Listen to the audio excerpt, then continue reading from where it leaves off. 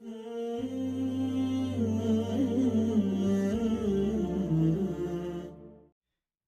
الله الرحمن الرحيم الحمد لله رب العالمين والصلاة والسلام على أشرف الأنبياء والمرسلين نبينا محمد وعلى آله وصحبه أجمعين وبعد.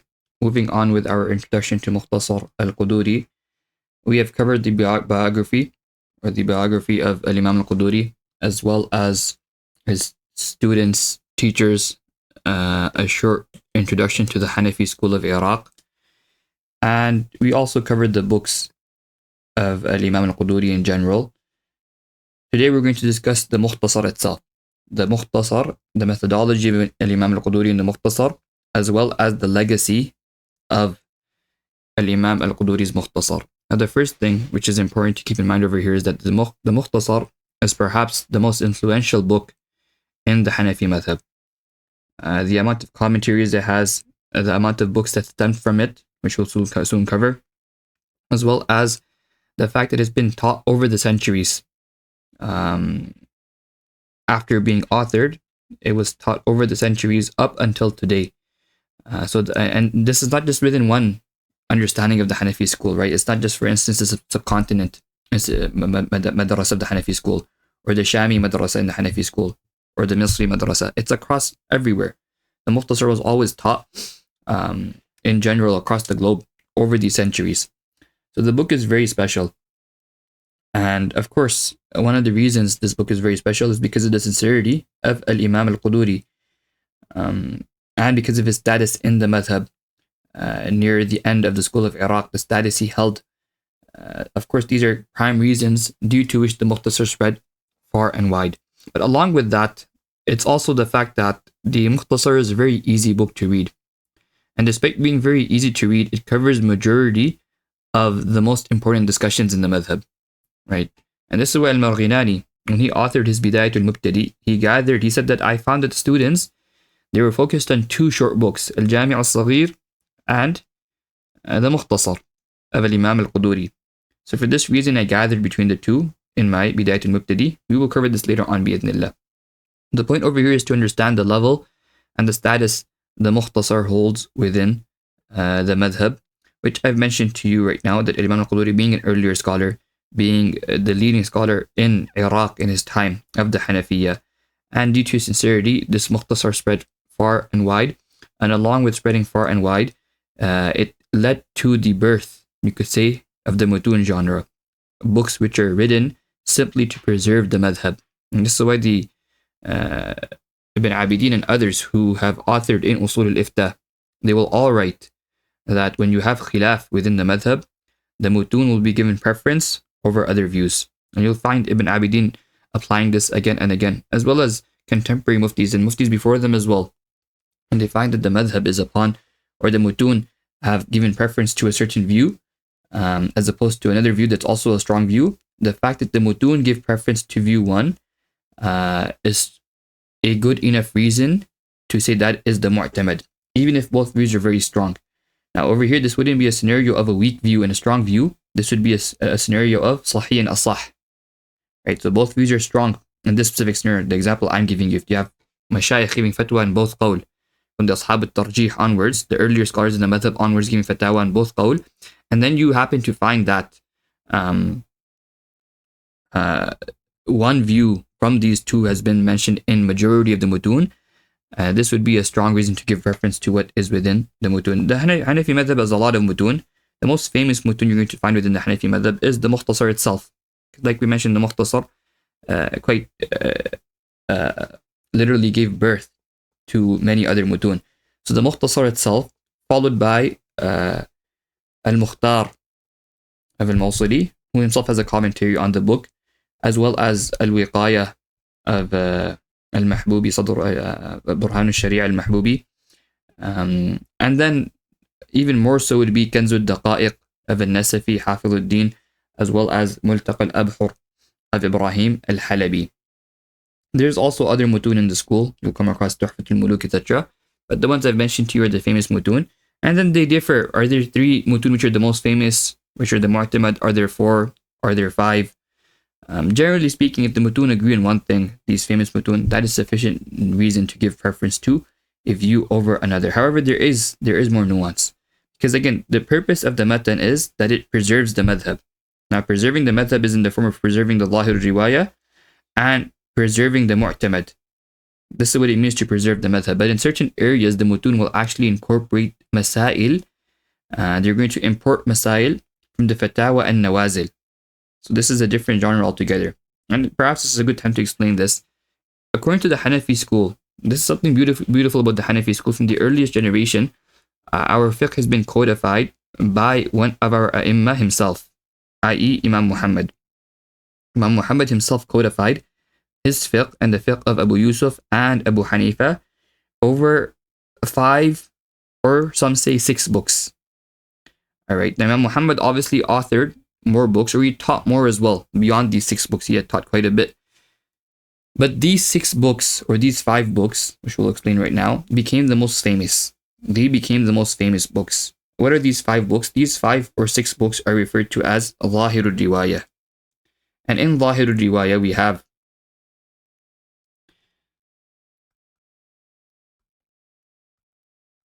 number 1, al-Asl. Alright, this is the most extensive from the books of Zahirul Riwayah. Imam Muhammad in this al-Asl, he gathers many masail, many different discussions.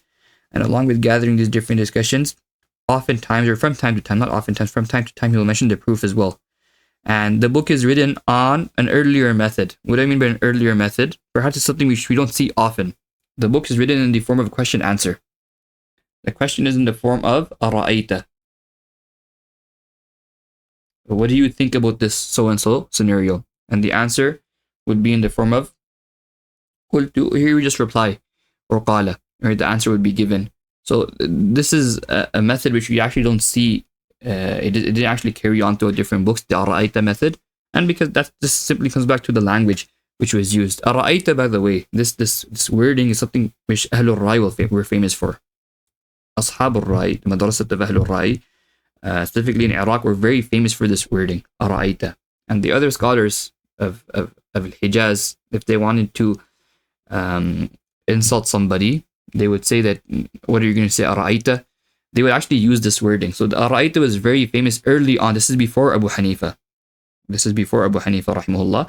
And then obviously it spread through and from the madhab of al-Imam Abu Hanifa Rahimahullah. Ara'ayta. So many of the questions in al-Asl are posed through this method, and then the answer is given. Now, who is asking the questions? Is there actually someone asking the questions, or are we just assuming this is just how you wrote the book? These are all discussions which require more detail, but they're the questions for Usul al-Ifta students, not for students of Mukhtasar al-Qudūrī.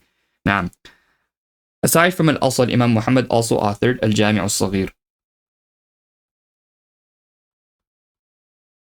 And al-Jami' al-Saghir has a very strong place in the madhab, in the sense that many earlier scholars were extremely fond of it. And they would say that if no one can be appointed for qada unless they have memorized the masail of al-Jami' al-Saghir. Again, because these masail, they would say, they're the cornerstones of the madhab, right? It's the pillars of the madhab. The other masail will stem from understanding these masail. And then you have al-Jami' al-Kabir.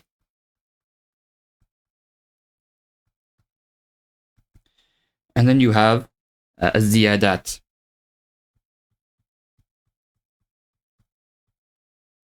And then you have al-Siyar. Sorry about that. Al-Jami' al-Kabir is number 3. Al-Ziyādat is number 4. And then you're going to have al-Siyar al-Kabir.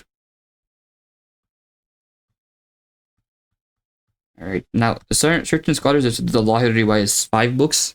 Others have said it's 6 books. Others say other numbers, but these are the most famous opinions, 5 and 6. The 6th over here would be Siyar al-Saghir. However, certain contemporaries have explained that a Siyar al-Saghir in reality is just the same chapter of Siyar which is found in al-Asl. Because again, al-Asl has multiple chapters, right? Perhaps the first book codified on fiqh, al-Asl, has multiple chapters. One of those chapters is a Siyar. And when Imam Muhammad wrote a Siyar al-Kabir, the reason they named it a Siyar al-Kabir was to differentiate, or to differentiate between the Siyar, which is written as a book by itself, and that seer which is a chapter in his al-Asl. To make this easier for you to understand, al-Imam al-Bukhari has a book in hadith, right? As-Sahih, the famous Sahih. One of the chapters in his Sahih is Kitab al-Adab. But then he has a separate book altogether, which soon came to be known as al-Adab al-Mufrad. It later on came to be known as al-Adab al-Mufrad. So he authored a separate book altogether. Why do they call it al-Adab al-Mufrad? To differentiate between the adab, or the book on adab which Imam Bukhari wrote out of the Sahih, and the chapter which he has written within the Sahih itself. This is just an example to make it easier for you to understand. When it comes to al-Imam Muhammad, al-Zahir al-Riwayah, we have a seer which he wrote within the Asl. And then we have a separate book which they refer to as a Siyar al-Kabir. Siyar al-Kabir. So is a Siyar al-Saghir really its own book? A few contemporary scholars of status within the Hanafi madhab say that no, technically speaking, the Siyar al-Saghir is just the chapter which is found within al-Asl. Today, alhamdulillah, we have a good print of al-Asl in front of us, which is in, I believe, 12 or so volumes. And it's certainly a book which students of higher who have studied the madhab to a good degree should refer back to, especially in order to pinpoint the Zahir al-Riwayah and to determine which scholars had al-Asl in front of them and which scholars didn't. Because oftentimes you'll find scholars are quoting al-Asl, but they only quote al-Asl through a median. In fact, this can be said about the great Ibn Abidin. It would seem that Ibn Abidin did not actually have a copy of al-Asl in front of him, and so he would quote through a median. So when Ibn Abidin, for instance, is saying something is the Zahir al-Riwayah, he's doing this based on earlier scholars saying this, and that can be contested if you find elsewise within the Asl. Or for instance, if we find that he is saying something is not Zahir al-Riwayah, and then later on we find it that it is within the Asl. And there's further discussions with regards to manuscripts, etc. But for now, this is sufficient. Understand this, that the Masail in the Hanafi School of Thought are of 3 levels. The first level is Zahir al-Riwayah.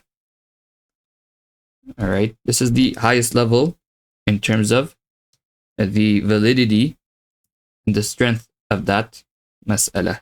The second level is what we call Nadir al-Riwayah. Nadir al-Riwayah. What does Nadir al-Riwayah mean? Nadir al-Riwayah means that Imam Muhammad still taught these books. Okay? But despite this, the Nadir al-Riwayah was not as prevalent, and it's not as well established as Zahir al-Riwayah was. Alright? So Zahir al-Riwayah is taught and written and authored by Muhammad, and it's well established and thoroughly.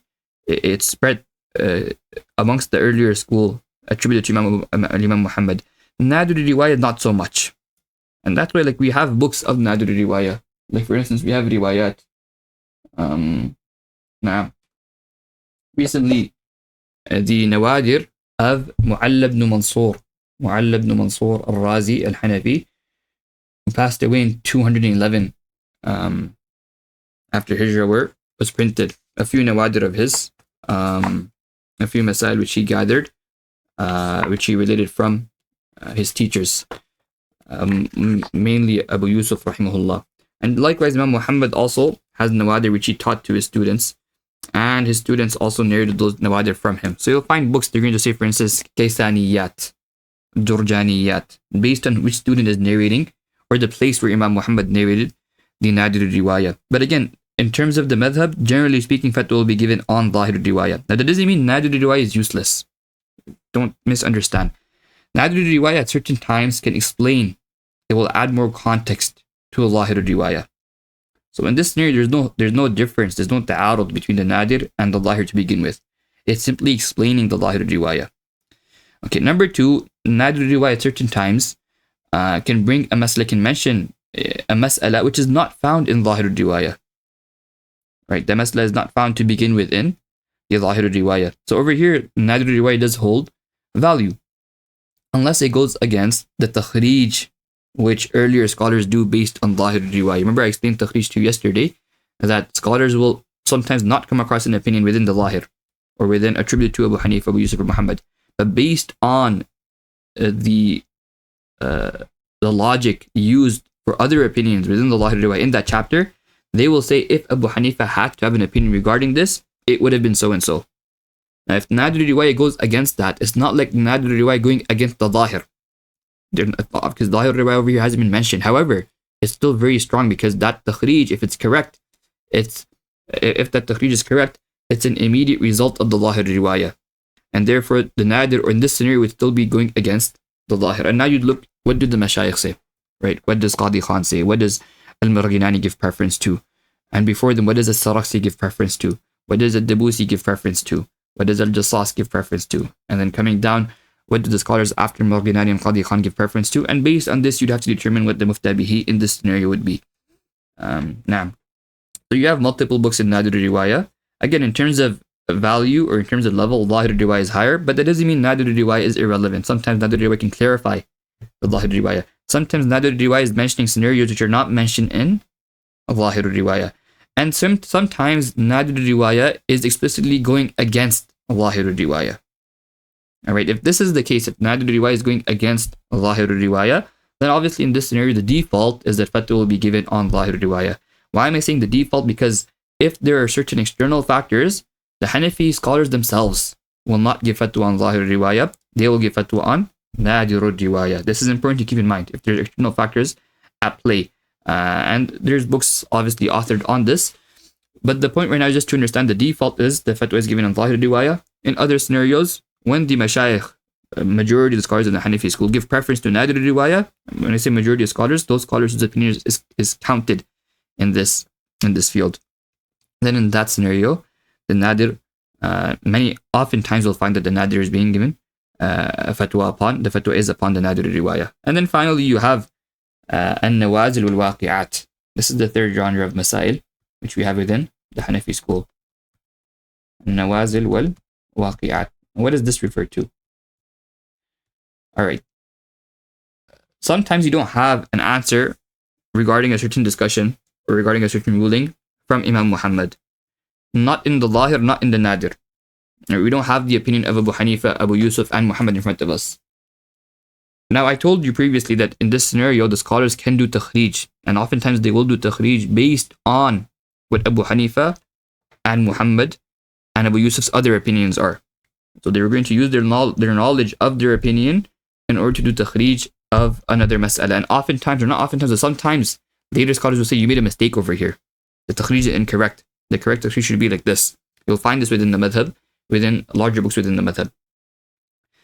But what ends up happening in certain masail is, these masail haven't been touched upon at all. Meaning we don't find them in the Zahir. We don't find them in the Nadir. And we can't even do takhrij because of the nature of this mas'ala. You can use the usul of the madhab, the base or the fundamentals or the principles of the madhab in order to give an answer. But it's not takhrij per se. It's not takhrij per se because it's a different discussion that came about later on, within later centuries. Alright? It can be takhrij, but often it's also possible for it to not be takhrij. It's a different discussion that came up later on, which we haven't found within the books, and now we have to make sense of this mas'ala based on our understanding of the madhab. Now, who does this? The earlier scholars within the madhab will do this, right? And this today, if you want the equivalent of this today, the books of Fatawa. In the books of Fatawa, you'll find there are certain questions that are asked regarding masail or discussions which are already discussed in the books. Over there, the Mufti, for instance, will quote what's in the books. In other scenarios, you'll find other questions that are asked regarding scenarios that are not mentioned in the books. Now, a scholar who's studied, who's trained, who understands fiqh, who understands usul al-fiqh, etc., he has to, based on the madhab, he has to extract the answer for this nazilah. Right? He has to extract an answer for this nazilah. For this, nazil means something that came about, this new discussion, this new ruling. And this is exactly what al-Nawazil and al-Waqi'at were. Earlier scholars looking at new discussions, new rulings, and extracting answers. Perhaps the best book in this is Abu Samarqandi's Majmu'at al-Nawazil, or Majmu' al-Nawazil. It's found, there's a small, I believe a small amount that's been printed recently, but makhtutat, manuscripts of this book are readily available. Again, you would not be looking at these books, but this is just to help you understand the different levels of masail within the school. So according to this, we mentioned 3 levels: Zahirul Riwayah, Nadirul Riwayah, and An-Nawazil wal-Waqi'at. In terms of power, Zahirul Riwayah is number 1, then Nadirul Riwayah. But like I told you, sometimes Nadirul Riwayah will explain Zahirul Riwayah. Sometimes Nadirul Riwayah will mention rulings that are not discussed in Zahirul Riwayah. Sometimes nadir riwayah will clash with zahir riwayah, in which case, generally speaking, the fatwa will be upon zahir riwayah unless majority of the mashayikh within the school have given fatwa upon nadir riwayah. Now, there's a strong argument to say no, the fatwa should be upon nadir riwayah. And then you get every situation one by one to determine why exactly did the scholars do this. Why did they give fatwa upon nadir riwayah? And then you have the nawazil, which have not been related by the Imam or his students, these scholars of the madhab. But later on, within the 2nd century, the 3rd century, these scholars have answered these questions. Earlier on, we're not talking about nawazil today. When you say an-nawazil wal-waqi'at, this is referring to the earlier scholars within the 2nd century and the 3rd century, students of al-Imam Muhammad, for instance. What is their understanding of these discussions? And based on this, you will be able to determine what they have said. Now, these nawazil, sometimes they actually make their way into the mutun. We'll cover this later. Sometimes the nawazil do make their way into the mutun, which is fine. Okay? But obviously, it's not in the same level as something from zahir riwayah making its way into a matan. Alright. So, these are the levels of masail within the school. Now that we've covered this, we've understood this, now we can move on to understanding Mukhtasar al-Qudūrī. The Mukhtasarat is a different genre. Okay, the Mukhtasarat, what they did was they gathered these discussions, these extensive books, and they put them together in smaller books. And we have 3 famous scholars earlier on who did this. There are others as well, but these are the most famous scholars. Number 1, al-Tahawi. Mukhtasar al-Tahawi. Number 2, Mukhtasar al-Karhi. I've already made mention of these 2 yesterday. And number 3 is Mukhtasar al-Qudūrī. And the most famous of these 3 books, what came to spread wide and far within the Hanafi world, would be Mukhtasar al-Qudūrī. And obviously, he's taking from the earlier books. He's taking from many of the books before him. Now we have to understand what is al-Imam al-Qudūrī's methodology within the Mukhtasar. So number 1, in every chapter, al-Imam al-Qudūrī will mention the most important discussions. Okay, and this is good because it's going to give you a full picture of the chapter. And once you've understood the reasoning behind these most important discussions, it'll be easier for you to apply them to later or different discussions and different rulings. So for instance, you have, let's assume, in one of al-Imam al-Qudūrī's chapters, you have 20 masail, for instance, 20 rulings. Now, each ruling has a reasoning behind it. Each ruling stems from maybe a definition. Maybe it stems from a haqiqa shar'iyya. Maybe it stems from qiyas. Maybe it stems from istihsan. Maybe it stems from so-and-so ayah or so-and-so hadith. And then maybe it stems from the general overlying principle in the chapter. Okay, each one of these rulings has a reason due to which this is the correct answer according to the Hanafi madhab.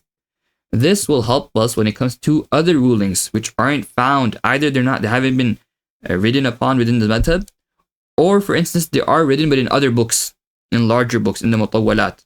And by using the logic we've understood through Mukhtasar al-Qudūrī, we can apply that exact same logic to these other rulings which we didn't have in the Mukhtasar. And therefore, Abu Hanifa's answer should be this, Abu Yusuf's answer should be this, and Muhammad's answer should be this, based on what we understood from the Mukhtasar. So this is really important. We give you a small amount of rulings, we explain them well. Imam Quduri presents to you a small amount of rulings, and he explains them well. And based on this, once you understand the logic and the reasoning behind his rulings, you can apply that to many other rulings, either which are found within the school or which aren't found in the school to begin with. They're found within perhaps sometimes other books of other madhahib. Or in general, it's a nazil, it's a new ruling altogether. But the most important step is to have your foundations. You need to understand each and every single ruling within the Mukhtasar. And keep this in mind. Do not think that the book is easy, and don't fool yourselves into thinking that it's not an important book. It's not Quduri per se. The book you study at this level, you need to understand the masail inside out. If that's through memorizing it, memorize it. If that's through understanding it and repeating the lesson 10 times, do that. If it's through doing the book 3-4 times, do it 3-4 times. If it's through watching, or if it's through summarizing your lessons and writing your notes out, do that. But understand the masail, the rulings over here, which will be taught to in Quduri with their legal reasoning when need be, inside out, because this is your base upon which you're going to build other books. This is your base upon which you're going to build other masail. If this is weak, everything will be weak. If this is strong, if you understand these discussions properly, it'll be easy for you to build upon when it comes to later books. it'll be easier for you to build upon these discussions when it comes to later books. So make sure you understand the Mukhtasar thoroughly, along with the reasonings we're going to present to you, and from time to time the proofs we will present to you as well. Number 2, the Qudūrī is special, the Mukhtasar is special because the text is very easy to read. Generally speaking, when it comes to later mutun, you'll find that the mutun are very precise, but the text is very short. And this is because of the nature of mutun, right? Later on, what came to be the mutun genre, the nature of mutun is that they're meant to be short and they're meant to be precise. Right? A student needs to access a commentary or a footnote or read through a teacher or study through a teacher to understand that matan. And the purpose of the matan is to memorize it, which is good. But the benefit of Qudūrī is, number 1, is short, but it's not excessively short. So it's an easy read. It's not a difficult read per se. And number 2, it's not excessively long either. That's why we have scholars within the madhab who memorize the Mukhtasar. And many scholars within the madhab, you can easily look through the biography of these scholars, you'll find that they have memorized, or they did memorize the Mukhtasar. So again, we're not forcing anyone to memorize, of course, but you need to understand the masail. You need to have a recollection of the discussions along with the reasonings and the difference of opinion, because you're no longer at the level of Nur al-Idah. You're no longer at the basic level anymore. Now you are at a higher level. So in Ibādāt, you have to understand the masail, the tasawwur of the masala, the general overview of the masala. You need to understand the difference of opinions. Where do they agree? Where do they differ? And you also have to understand, when we mention, you have to understand the legal reasoning behind this. Okay, legal reasoning can be in the form of many different things. It can be in the form of an illah. It can be in the form of a definition. It can be in the form of an ayah. It can be in the form of a hadith. We'll mention this to you. We'll explain this to you. But you have to make sure you understand it, either through repetition, or through taking notes, or through watching the videos again and again, or through making a study circle with your friends who are in the group chat. By all means, do so and study the Mukhtasar properly. Okay. But the issue that arises from this is that sometimes the Mukhtasar will use a text to explain a certain ruling, but it's because it's earlier on. It's not that precise. And again, this is something I mentioned to you recently, that the Mukhtasarat in the earlier generation, they were not so nitpicky, so as to say, about being precise. They just wanted to give you a general understanding. But the issue with this is that sometimes this can lead to the wrong understanding. So I'll give you an example. Al-Imam al-Qudūrī, when he discusses the Sunan of Tahara, he says, غسل اليدين ثلاثا قبل إدخالهما إذا استيقظ المتوضئ من نومه. That from the Sunan of Tahara is that a person should wash his hands thrice before entering them, i.e. before entering them into the container from which he'll take water for wudu, when the wudu maker or the person performing wudu has woke up from his sleep. Now you'll notice this is, number 1, it's long. Number 2, there's a few points mentioned over here. So he specifically said that it's a sunnah when, number 1, before entering your hands into the container, or into the not container per se, but the box, or from the container from which you're doing wudu, or the bowl, for instance, from which you're doing wudu. إذا استيقظ المتوضئ من, when the person performing wudu has woke up or wakes up from his sleep. So does that mean if a person was not asleep and he's doing wudu, for instance, for Dhuhr Salah, he was not asleep prior to this, does he not have to wash? Is it not sunnah to wash his hands thrice prior to making wudu, or at the beginning of wudu? So apparently from the text itself, you would think so, because he explicitly mentioned this scenario. But the answer is no, it's sunnah in all scenarios. Whether you woke up from your sleep, or whether you were simply making wudu after being awake from the get-go, it's sunnah to wash your hands in the beginning of wudu. That's why An-Nasafi writes, وَسُنَنُهُ غَسْلُ يَدَيْهِ إِلَىٰ رُسْلَيْهِ ابْتِدَاءً. From the sunnahs of wudu is to wash your hands until the wrists. Notice the benefit he gives. He gives the benefit that it needs to be until the wrist, ibtida'a, when beginning, in the beginning of your wudu, irrespective of whether you're waking up and irrespective of whether you are you're not waking up, you were awake from the get-go. So this is what I mean when I say that sometimes the Qudūrī, the Mukhtasar, the text, because it's an easygoing text, right? There's not that much, he wasn't that nitpicky about precision, which is fine, because that was the normal trend in that generation. Okay, later on things changed, which is why later mutun are very, very precise in the wording they used, or they use. Earlier on, that wasn't the case. That you find this in all sciences, not just fiqh. You'll find this in every single science. That earlier on, the scholars were not that nitpicky and they were not that strict about the wording they used or that rigid. Whereas later on, they became much more precise in the wording that they used. Now, obviously, the commentators will explain this. The commentators will explain this. And likewise, your teacher will also explain this to you. But the point I'm making over here is simply that just as there is a benefit to the easy and simple wording used in the Mukhtasar, oftentimes, if you haven't studied the Mukhtasar properly, you can arrive at a faulty conclusion in these specific masail, in these specific rulings. Okay, number 3, generally speaking, al-Qudūrī will mention that view which later on became to be the mu'tamad. And of course, because Qudūrī is a very high level scholar in the madhab, and he's taking from earlier scholars of a very high level, generally speaking, he's going to mention what he feels is the correct view. And then later on, 9 out of 10 times, this view will become the mu'tamad. But again, generally speaking, sometimes Qudūrī will mention a view which is not actually the mu'tamad.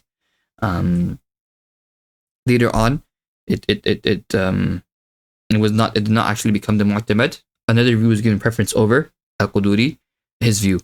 Now, this differs. Sometimes Qudūrī actually felt that so-and-so view, which later on did not become the mu'tamad, he actually felt that was stronger, which is why I mentioned it. Other times, it just comes back to the previous discussion, that they were easygoing in the wording they used. I'll give you an example over here. One of the things Qudūrī mentions in the Sunan of Tahara, or after the Sunan of Tahara to be exact, the Sunan of Wudu, he mentions that Niyya is mustahab in wudu. Niyya is mustahab in wudu. Now, when we explain this text to you, we're going to explain exactly what he means through this. But majority of scholars throughout the madhab have always said that niyya is sunnah. Right? They always say sunnah mu'akkada. So how is Qudūrī, one of the greatest scholars in the madhab, saying it's not sunnah mu'akkada, it's mustahab? So we'll explain exactly what happened over here later on, bi'idhnillah. But what you have to understand for now is that apparently that wording seems to indicate that Qudūrī feels that niyya is mustahab. It's not sunnah. Now, this can be a view in the madhab. Because Qudūrī is an earlier scholar, he's mentioning it's possible it's a view in the madhab, but chances are Qudūrī did not mean mustahab in the sense that it's the level below sunnah. He meant mustahab, which is a larger level, which would be a synonym of mandub. Remember, I told you mandub is inclusive of sunnah and mustahab. And the reason we'll explain to you why we interpret it in this manner later on, bi'idhnillah, when we actually cover the text. But now, what's interesting is, like Ibn Humam, for instance, when he talks about this text, he takes Qudūrī's wording at face value. He says that لا سند له أو لا معتمد له في قوله النية مستحبة لا رواية ولا دراية. There's no one else who said this, رواية ولا دراية, and the proof doesn't support it either, that niyya should only be mustahab. And because he's taken his wording at face value. Other scholars have interpreted it because of this very fact. So we have to keep this in mind, that sometimes al-Qudūrī will mention a view that is not necessarily, or that did not end up becoming the mu'tamad, the relied upon view in the school. Okay.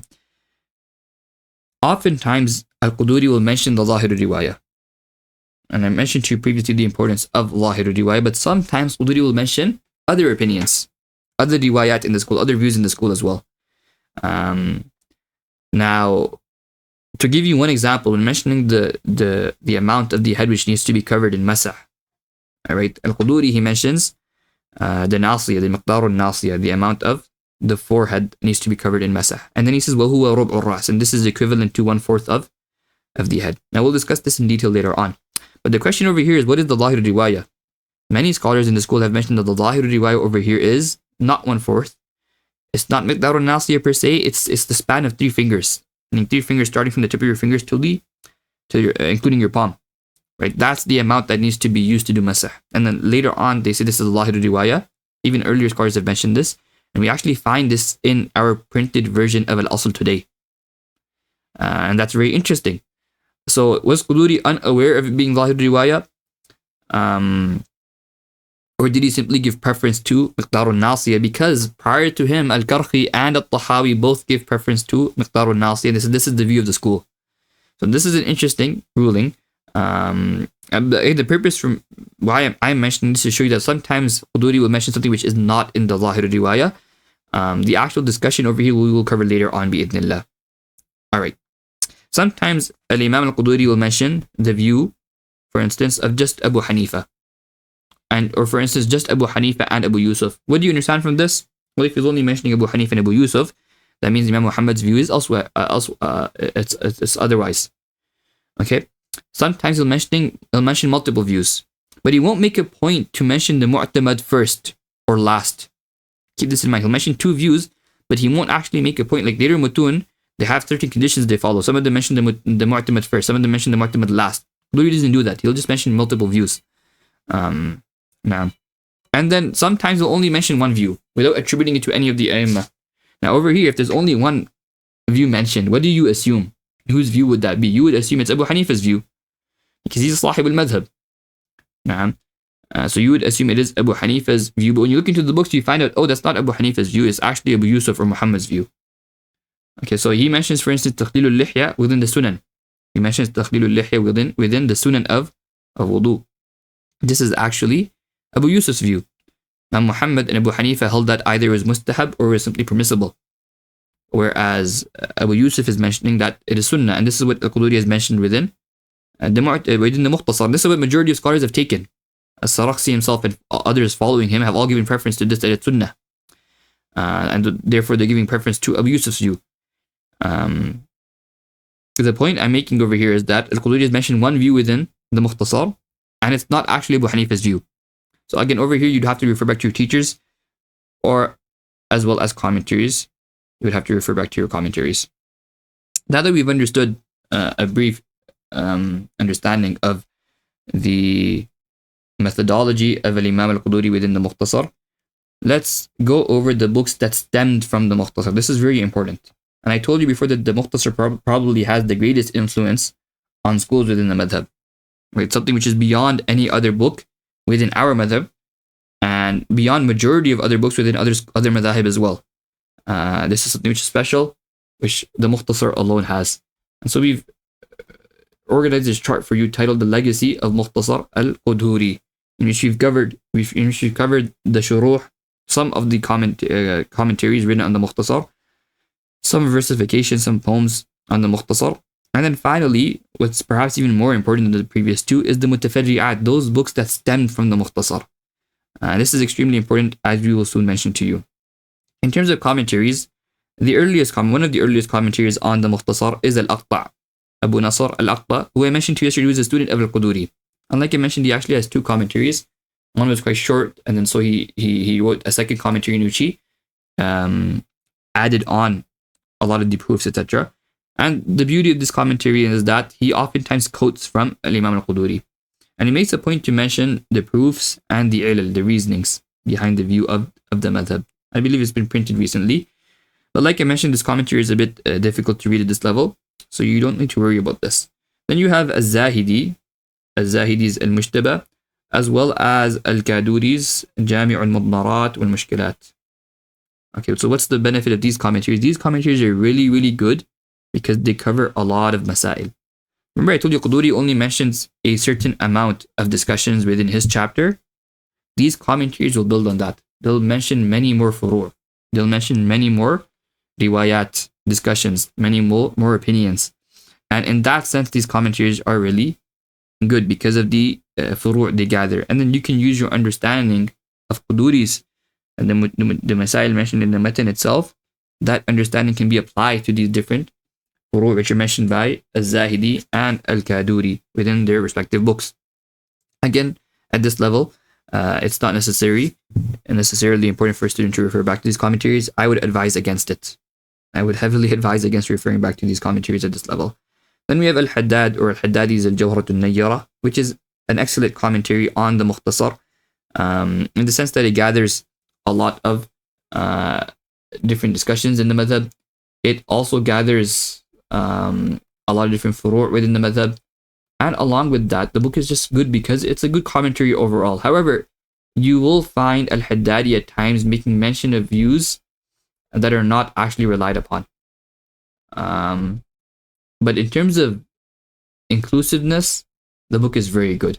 It covers quite a bit from all aspects. And the reason, perhaps one of the reasons behind this was the fact that al-Haddadi, he actually wrote two commentaries on the book. First, he wrote As-Siraj al-Wahhaj, and then he wrote Al-Jawharatun Nayyara. Perhaps this is the reason why the book is so inclusive. But again, it's a bit hefty, it's larger, and then there's more detail regarding the book itself, which you'll study in Usul al-Ifta. So for that reason, if a student doesn't refer back to it, it's fine. Then we have al-Lubab of al-Maydani. Al-Maydani is special because he's a student of Ibn Abidin. Ibn Abidin, they say he's one of the last greatest scholars of the madhab. Obviously, there's more scholars as well within his generation after him as well. But he, in his Hashiyah, in Radd al-Muhtar, he wrote a very extensive book in which he gathered a lot of views within the school, and he presented them in a beautiful manner, something which no one prior to him has done. Does that mean he doesn't make mistakes? Of course not. It's possible that he was incorrect in a few of these views, but that doesn't give people the right to take away from the benefit or the virtue he has within the school. Of course not. He is a great scholar who gathered a lot of views within the madhab in a manner which no one prior to him had done. And in many areas, he will be correct in his view. Just as in other areas, perhaps he misquoted, perhaps he was incorrect. Over here, you look to different books within the madhab. But that doesn't give anyone the right to take away from the value or the virtue of this great scholar, Ibn Abidin. His student was al-Maydani. In fact, Ibn Abidin passed away as he was teaching them al-Inayah, if I remember correctly. Al-Inayah al-Babirti, which we'll cover soon. He was teaching his students this book. And then during that duration, not in the rest, I'm not talking about the lesson, but during that duration, he passed away at a young age, al-Imam Ibn Abidin. So al-Maydani had access to one of the later books in the madhab, which was the Hashiyah, Ibn Abidin's Hashiyah. And that's beneficial because Ibn Abidin's book was quite big in determining the Mu'tamad in later generations. Now, obviously, to go into detail, you have to look through everything, a lot more than just Ibn Abidin. But that doesn't change the fact that it's a very strong book within the school. And for that reason, al-Maydani referred to it quite a bit in his al-Lubab fi Sharh al-Kitab. And hence, al-Lubab has a lot of value to it as well. Notice the name of the book, al-Lubab fi Sharh al-Kitab. What does al-Kitab refer to? Keep this in mind. The value and the status of al-Quduri within the school is so high that if we, the Hanafiya, say al-Kitab, the book, it can only refer to Quduri. Unless you're using al-Kitab, it's mentioned in the Shuruh, for instance, by a proof. If it's mentioned by a proof, like an ayah, then we say al-Kitab refers to the Quran, obviously, because of context. If the school mentions al-Kitab, what is referred to as al-Kitab, the book in the school, that would be Mukhtasar al-Quduri. So al-Lubab fi Sharh al-Kitab, al-Lubab in which is a commentary on al-Kitab, i.e. Mukhtasar al-Quduri. And this comes back to what I mentioned to you, the status of this book within the madhab. And oftentimes you'll find al-Marghilani as early on as him referring to the Mukhtasar as al-Kitab, as well as the commentators on the Hidayah. So we have 5 commentaries we mentioned over here. For students, I would advise you to refer to a Hashiyah. You don't have to refer to a commentary at this level. Refer to a Hashiyah. And we'll explain to you later on exactly how you should be studying from the Hawashi. What you should be understanding, what you should be marking or highlighting from the Hawashi, and what you don't need to worry about at this level. Then you have Manzumat. We mentioned 2 Manzumat over here. There's other Manzumat as well on the Mukhtasar. If you are going to memorize the Mukhtasar in this level, I would suggest just memorizing the Mukhtasar itself. Again, you don't have to memorize it, but you need to have a very strong recollection of the Masail mentioned within the Mukhtasar. Now we have the second or the third level, which is al-Mutafarri'at, those books that stem from the Mukhtasar. And this is very important because the Mukhtasar has a legacy which extends beyond the 5th century. It extends beyond al-Imam al-Quduri's life or his time period. It extends up until today, and it will continue to extend within the Hanafi school, bi'idhnillah. And that just comes to show you the importance of the Mukhtasar. There are so many books, so many other mutun, so many other books that stem from the Mukhtasar, and we'll mention a few of them over here. Number 1, and perhaps the most influential, was al-Marghinani's Bidayat al-Mubtadi. Al-Marghinani's Bidayat al-Mubtadi is a matan he wrote by gathering al-Jami' al-Saghir and Mukhtasar al-Quduri.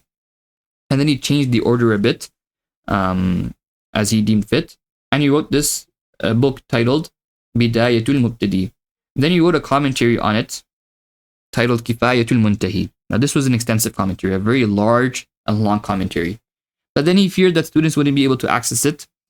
And so he wrote a shorter commentary titled Al-Hidayah.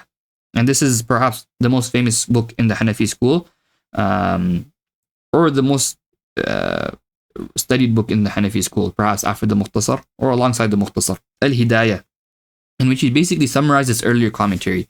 And that will also explain to you why the Hidayah is so important. Oftentimes you will read a long passage in a longer book, like the earlier books of the madhab, right? Tarakhsi's Mabsut, or Kasani's Bada'i', or Dabusi's Asrar. And then you open the Hidayah, and within 3 lines, he's covered an entire page or entire 2 pages worth of discussion. All right. Why was he able to do this? Because prior to authoring the Hidayah, he authored an extensive commentary on the Bidayah, Kifayatul Muntahi. And after authoring this extensive commentary on Bidayatul Mubtadi, he was able to summarize this extensive commentary into a small commentary titled the Hidayah. And therefore, you'll find that every word within the Hidayah, or every sentence within the Hidayah, has volumes of meaning behind it. Right? So it's not just, when you understand the Hidayah, when you study the Hidayah, it's not just understanding a few lines. It's understanding everything that went into those few lines, which is essentially an entire commentary, Kifayatul Muntahi, and the other books which al-Maghilani had access to, which is put within those few lines. And that's why the book was so special. And on account of this, on account of how special this book was, you'll find that we have multiple different books stemming from the Hidayah itself. So what stems from the Hidayah? In terms of commentaries, we have al-Mahbubi, Taj al-Shari'a al-Mahbubi, his Nihayatul Kifayah. Nihayatul Kifayah. Alright. Then we have As-Signaqi's An-Nihaya. Different commentary. As-Signaqi's An-Nihaya. Now this commentary was extensive. And Al-Babirti, when he came across this commentary, they asked him that this commentary is quite extensive. Can you summarize it?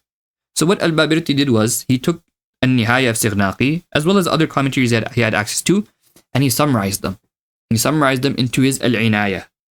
Now the benefit of this is, and he himself mentioned this in the Muqaddimah, is that it's fit for teaching. It's very short, it's easier to look over prior to teaching a lesson. It's not an extensive commentary. So it's simple to access, and it covers majority of what you need within to understand the Hidayah. And so he basically gathered and summarized Signaqi's and Nihaya, as well as other commentaries he had access to. Alright, after them came Al-Atqani. Al-Atqani wrote the Ghayatul Bayan.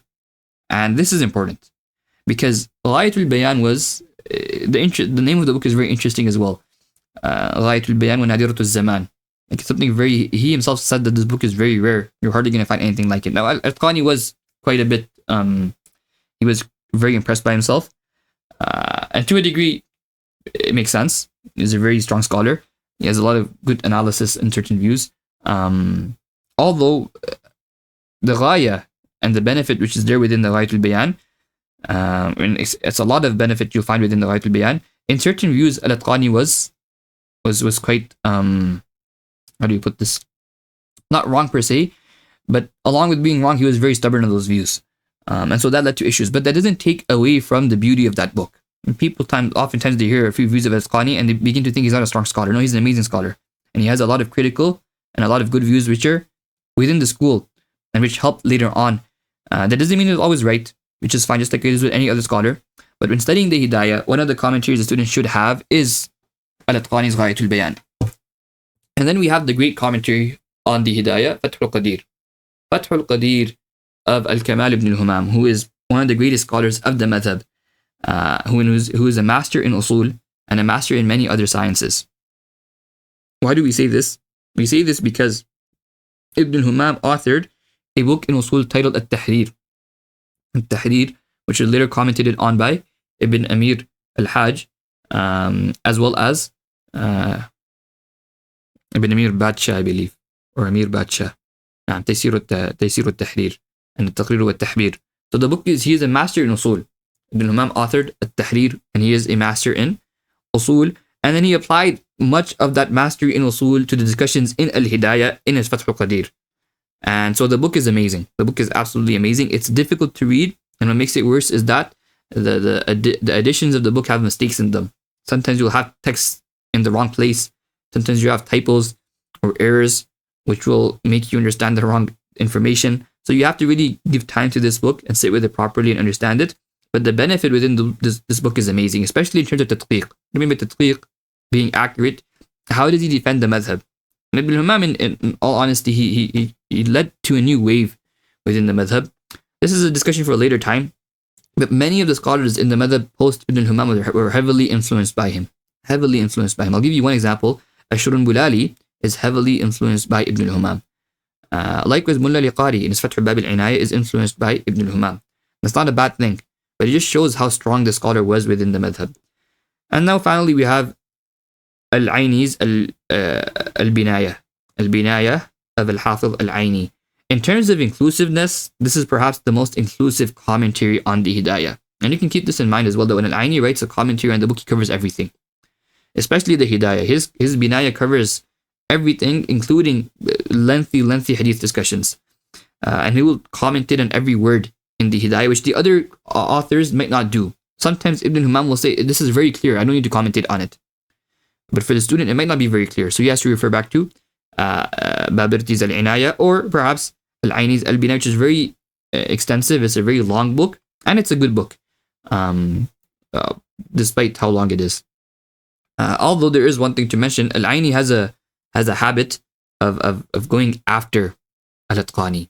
He calls him Al-Tarazi. So he always, if he learns something from him, he'll mention it. He'll mention it without mentioning his name. And if he has an objection, he'll object against him and he'll mention his name. So you can keep that in mind. Just an interesting point.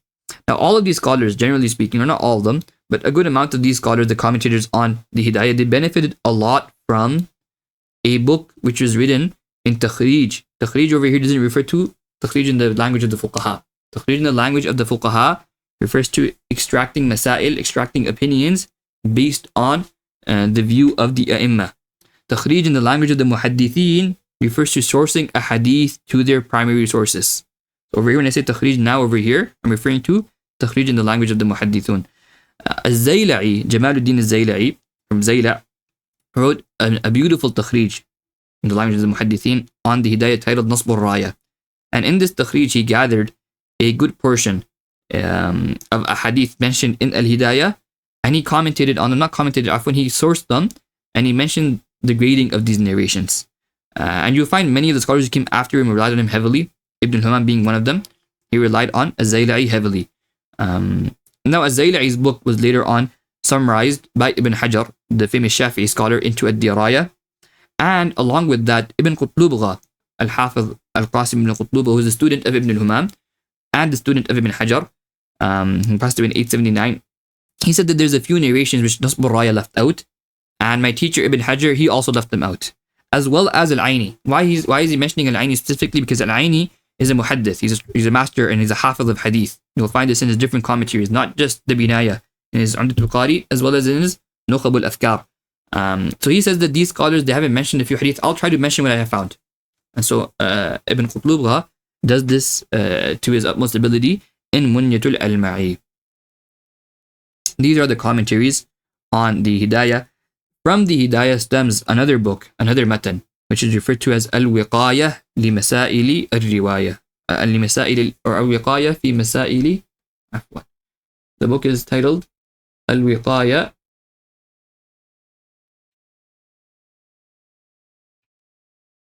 fi Masail al-Hidayah, I believe. Al-Wiqayah fi Masaili al-Hidayah. And he basically gathered the masail mentioned in the Hidayah, gathered them together, and then he summarized them into a Mukhtasar for his grandson. But this is Burhan al-Sharia al-Mahbubi. He summarized this for his grandson, Sadr al-Sharia al-Mahbubi, who later on wrote a commentary on the book. He wrote a commentary on the book titled Sharh al-Wiqayah. And then this commentary had a lot of footnotes that were written on it. Now, the book is called Wiqayatul Riwayah. When the book Al-Wiqayah is called Wiqayatul Riwayah fi Masail al-Hidayah. Wiqayatul Riwayah fi Masail al-Hidayah, which was later commented on by his grandson, Sadr al-Sharia al-Thani. And then on his book, you have multiple footnotes that were written, such as the footnote of Mullah Khusru, the footnote of the Lakhnawis, the father, Abdul Halim, as well as the son, As-Si'aya, which is perhaps one of the most extensive books in the madhab, but unfortunately, he did not cover even half of the Wiqayah, and he felt that the book would be too long, so that instead of writing the entire Si'aya, I'll start focusing on a shorter work, and he started writing Umdat al-Ji'aya as a commentary on the Wiqayah, or the Sharh al-Wiqayah, afwan, as a footnote on the Sharh al-Wiqayah, but unfortunately, even Umdat al-Ri'ayah, he was not able to complete. But these books are very special. Now, from the Wiqayah, Again, this is the matan, وقاية الرواية في مسائل الهداية, authored by Burhan al-Sharia al-Mahbubi.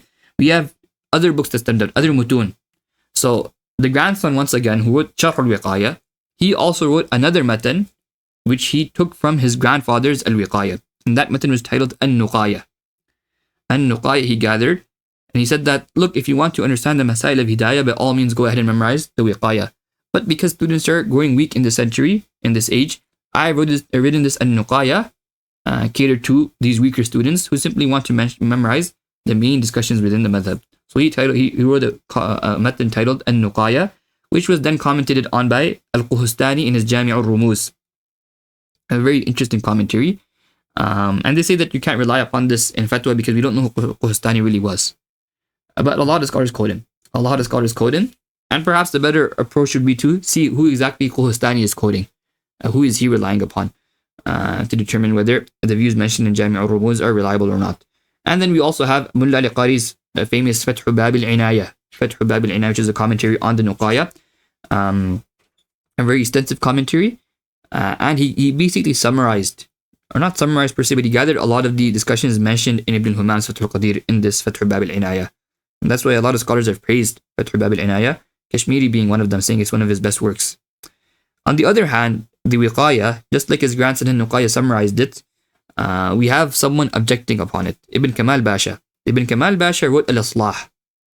He wanted to correct the discussions mentioned in al-Wiqaya. And this is a matan. He wrote another matan correcting the discussions mentioned in al-Wiqaya. And then he commented on his al-Islah in al-Idah. And he said that I'm going to make a point to correct the mistakes in al-Wiqaya and Sharh al-Wiqaya. Alright, but his book did not become partially as famous, or even it reached nowhere near the level of al-Wiqaya and Sharh al-Wiqaya. That's what some of the commentators on the Wiqaya, like Ibrahim bin Ubaidillah, they actually make a point to correct the mistakes made by Ibn Kamal Basha in trying to correct the mistakes of the Mahbubi family. Alright. With this, we've essentially covered the Bidayat al-Mubtadi. After al-Marghinani, from the books that stemmed from the Mukhtasar, was Ibn Sa'ati's Majma' al-Bahrain. Right? The gathering of the two oceans. What are the two oceans? The two oceans are Qudūrī's Mukhtasar, which is why I said this book stems from the Mukhtasar. He gathered between Qudūrī's Mukhtasar as well as Manzūmatul Khilafiyat. What is Manzūmatul Khilafiyat? Manzūmatul Khilafiyat is a book authored by Abu Hafs al-Nasafi. This is not the famous Nasafi who came later on. That's Hafidhuddin Abu al-Barakat. We're going to mention his books right now. Past year 710. Abu Hafs is an earlier Nasafi, and he wrote a book called Manzūmatu al-Khilafiyat, in which he gathered the differences amongst the A'imma. So for instance, what is Abu Hanifa's view? This is a manzuma, it's a poem by the way. What is Abu Hanifa's view? He'll gather this in the first chapter. Then for instance, Abu Yusuf's view. Then Muhammad's view. Then the masail, the discussions where Abu Yusuf and Muhammad differ with Abu Hanifa. Then the masail where Abu Hanifa and Abu Yusuf, for instance, differ with Muhammad. And likewise, until he gathers 10 chapters, gathering the views of the A'immah, including a Shafi'i. So in the later chapters, he actually went out beyond the madhab as well. And obviously, because of the fact that they gathered so many difference of opinions, it was an exceptional book. And it itself had a lot of commentaries. One of them, interestingly, being the later Nasafi. The later Nasafi, referring to Hafidhuddin Abu al-Barakat al-Nasafi, passed away in the year 710. And we're going to mention his books right now. He also had a commentary on Manzūmatul Khilafiyat. He had a commentary on Manzūmatul Khilafiyat of Abu Hafs al-Nasafi. Now, why am I mentioning this? Because Ibn Sa'at, in his Majmu' al-Bahrain, he took Abu Hafs al-Nasafi's Manzūmatul Khilafiyat. He took the discussions from there. And he took al-Qudūrī's Mukhtasar. And he gathered them together to write his own matan, Majmu' al-Bahrain. And then this had multiple commentaries. One of them being a commentary of Al-Aini, and the other being a commentary of Ibn Malik. Ibn Malik with a fatha on the lam. They call him Ibn Farishta. Malik means angel. Okay, this is a strong scholar within the madhab. He has books in usul as well as books within the madhab itself. Alright, then we have An-Nasafi's books. Now when I refer to An-Nasafi, I'm referring to the later An-Nasafi. The later An-Nasafi is Hafidhuddin Abu al-Barakat al-Nasafi, who passed away in the year 710. This An-Nasafi took Mukhtasar al-Qudūrī. He took multiple other books within the madhab, and he summarized them in a book called Al-Wafi. what is al-Wafi? He says, al-Wafi is a book which gathers the discussions mentioned in al-Jami' al-Saghir, al-Jami' al-Kabir, al-Ziyadat. Again, these are all books of Zahir al-Riwayah. The discussions mentioned in the Mukhtasar. What is Mukhtasar referring to? Al-Qudūrī. The discussions mentioned in Nazm al-Khilafiyat. What is this referring to? This is referring to Abu Hafs al-Nasafi's Manzumat al-Khilafiyat. And likewise, مشتملا, he says, على بعض مسائل الفتاوى والواقعات. Also inclusive of some of the discussions mentioned in the books of Fatawa and al-Waqi'at. Remember the third genre I told you? Al-Nawazil? This is what al-Nasafi is referring to. He says, in my al-Wafi, I've gathered this as well. So al-Wafi of Nasafi is not just the Mukhtasar. It's not just simply the Zahir al-Riwayah. He's gathered books from the Zahir al-Riwayah. He's gathered al-Quduri's Masail in the Mukhtasar. He's gathered the books, the discussions mentioned in Nazm al-Khilafiyat, but he's also gathered certain Masail which were mentioned in the Fatawa and the Waqi'at, the Nawazil genre. Then on al-Wafi, al-Nasafi himself wrote a commentary titled al-Kafi. He wrote a commentary titled al-Kafi. Now what's interesting is, there was a story they mentioned that, Atqani mentioned this in Ghayat al-Bayan, that al-Nasafi wanted to write a commentary on the Hidayah. So he went to Taj al-Sharia, or Taj al-Sharia was one of the great scholars at that time. He came to hear of this. He said he's not ready for it. So al-Nasafi, what he did was he wrote al-Wafi, which is a very similar, in terms of style, it's a similar matan. Or not a similar matan per se, but it covers Masail just like al-Hidayah covers a large degree of Masail. And then he wrote al-Kafi on it. And one of the points he makes sure to mention in al-Kafi is that he says that مُوضِحًا لِمَا أُبْهِمَ فِي الْهِدَايَةِ مِنَ النُّكَاتِ. Like, I'll make sure to point out certain views in al-Hidayah which are unclear. He actually mentions this in the Muqaddimah of al-Kafi. And this is why later scholars who wrote commentaries on the Hidayah, you'll actually find them quoting al-Kafi quite a bit. And Nasafi, being one of the greatest scholars in the madhab, they say he's one of the greatest scholars in the madhab. And so as a result of this, you'll find that a lot of commentators, they will take his opinion and will give a lot of importance to his opinion. This is not just the commentators on the Hidayah.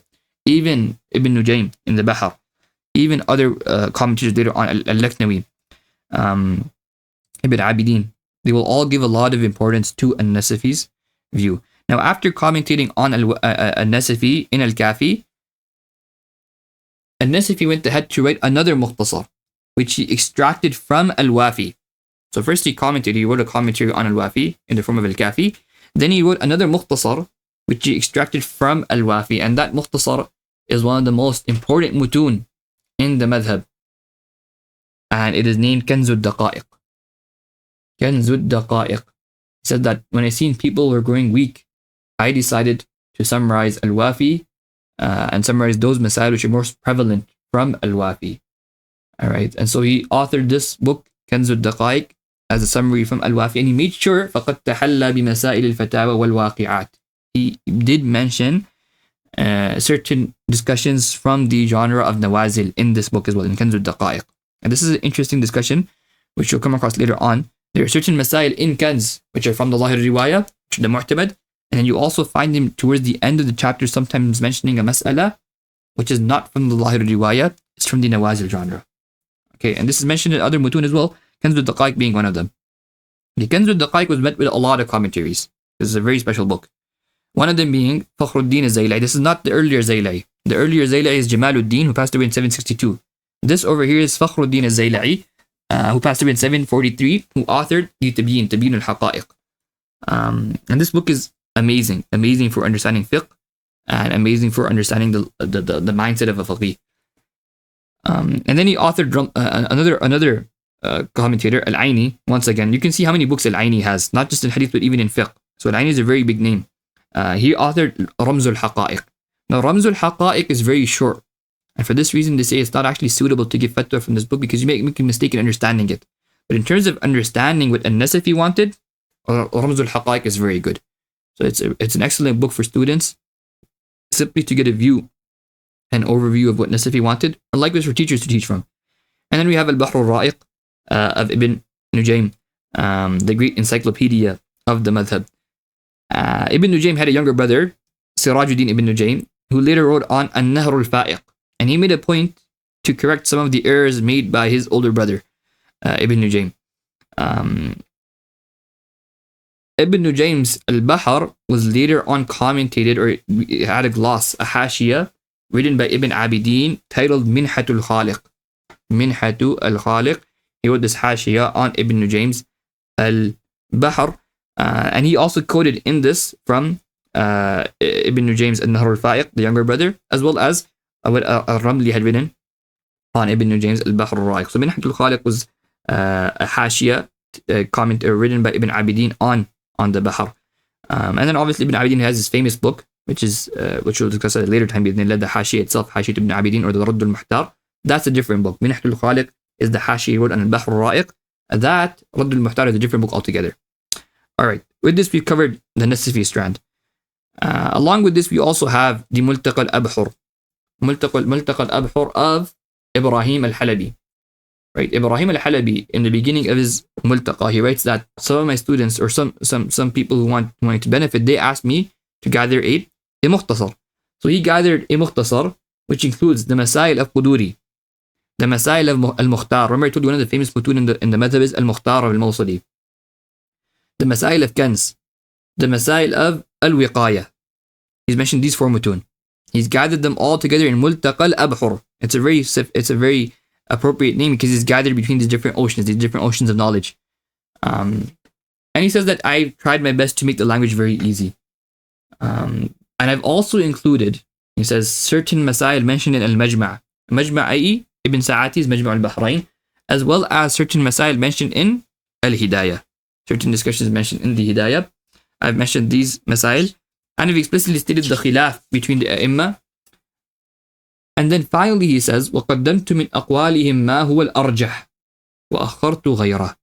The default in Multaqa al-Abhur, remember I said that certain mutun, they have a habit, the method in which they present the mu'tamad. Al-Halabi, what does he do? He delays, he brings forth those masail which are stronger. What does that mean? The riwayat, you have different riwayat, You have one mas'ala, different riwayat in the madhab. Al-Halabi will make a point to bring the correct riwayah upon which fatwa is first. And then he'll bring the later riwayah. Unless he brings a riwayah later, and then he brings a wording that shows that the fatwa, for instance, is on the later riwayah. So if he does that explicitly, it's done. However, the default in his book, Al-Multaqa al-Abhur, is that first he will bring that riwayah upon which is mu'tamad, upon which the fatwa is, and then he'll bring the weaker riwayat in the madhab. This is his approach in the Multaqa. And with this, we've covered majority of the books that stem from the Mukhtasar. There's just one book left, which is important to cover as well, and that is Ibn Qutluba. The very same Ibn Qutluba was a student of Ibn Hajar and a student of Ibn al-Humam, who authored Munyatul al-Ma'i. He also authored another book on the Mukhtasar, and that book is called At-Tasheeh wa At-Tarjeeh. Remember, I mentioned to you that Quduri oftentimes will mention different views, or he will mention a view which later on didn't actually become the mu'tamad. So Ibn Qutluba made a point to cover the views mentioned in the Mukhtasar of al-Imam al-Quduri, and to pinpoint what is the mu'tamad, what is the mufta bihi opinion, and in certain times to give preference to other views, which al-Quduri had not given preference to, for instance. This is his At-Tasheeh wa At-Tarjeeh, written on the Mukhtasar. These are a few books that stem from the Mukhtasar, and from this you can understand why we say this is the most influential work in the school, and it holds a very high status within the school. And you also understand based on this that if you study the Mukhtasar properly, this is your gateway into all the other books within the madhab. So understand the Mukhtasar inside out, understand it thoroughly, study it thoroughly, so that this will help you in understanding the different views within the madhab and within the other books which took from the Mukhtasar. And we have covered our introduction to the Mukhtasar with this. Wassalamu alaikum wa rahmatullahi wa barakatuh.